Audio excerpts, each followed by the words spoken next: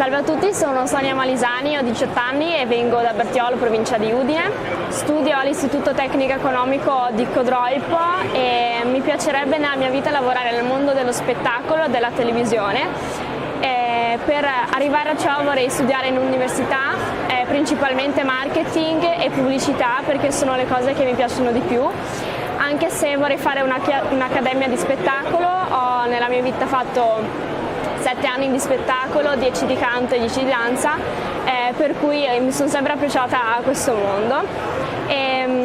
Con la scuola sono stata amministratore delegato di una impresa simulata giovanile, ovvero c'era questo progetto della regione in cui dovevamo fingere di avere un'azienda e ideare un prodotto, quindi creare un business plan, e sono stata io stessa a farlo perché, essendo il capo, dovevo occuparmi di raggruppare tutti i lavori fatti dagli altri settori.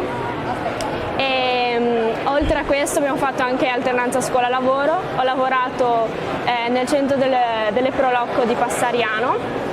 Sono stata a lavorare in comune e nell'azienda dove lavora mio padre, quindi ho avuto un approccio in diversi settori, sia quello privato che quello pubblico.